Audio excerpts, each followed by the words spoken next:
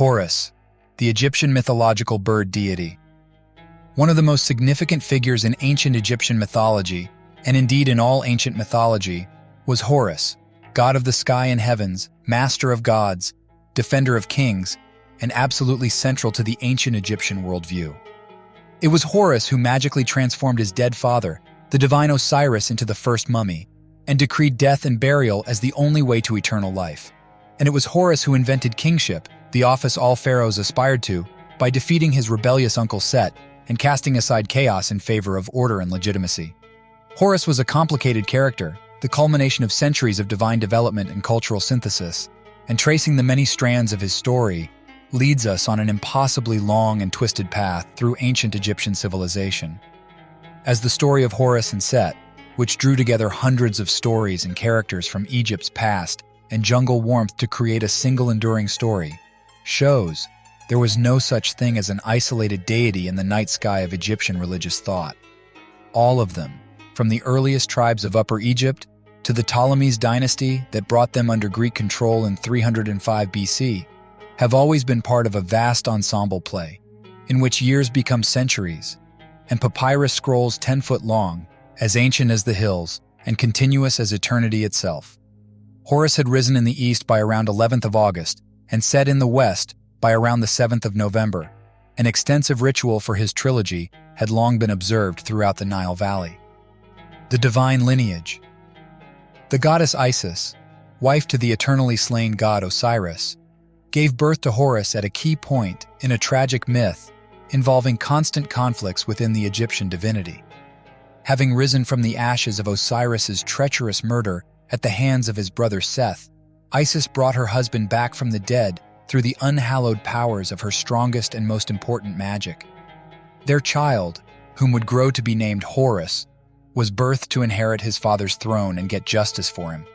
The falcon, headed guardian Horus, is often depicted as a falcon, a note of his keen eyesight and watchfulness. By illustrating him as such, the artists are showing his role as guardian over both the mortal and divine realms.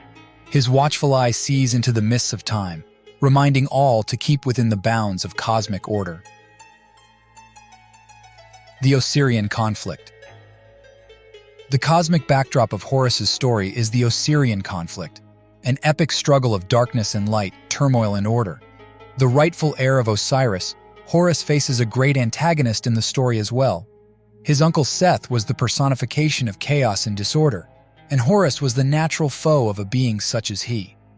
This battle against Seth became a common theme in the mythology of the Egyptians, much as the struggle for order affects the lives of men and women to this day. The Eye of Horus. Amongst the most accredited symbolism associated with Horus is the Eye of Horus, or the Wadjet Eye, known as the Wadjet Eye. This amulet represented by eye is known for being used for a good sum of other ideas. By wearing this, one would be ensured to have royal power, health, and protection.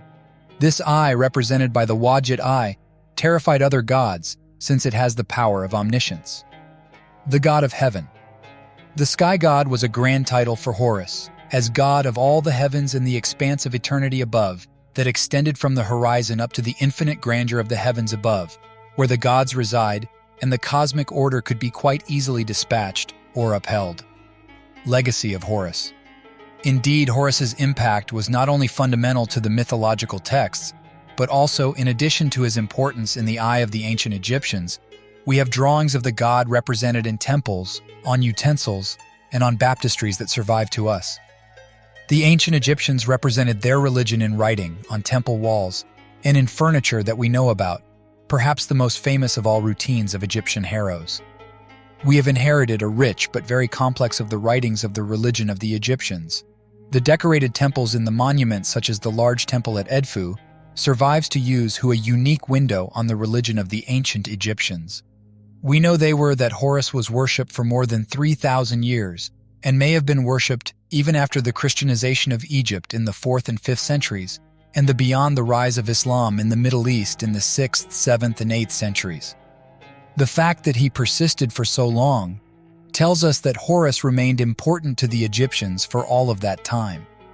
The birth of Horus was celebrated in many different religious festivals in Egypt every year since at least the Middle Kingdom. The rise of different Horus variants attest to the god's long-lasting importance.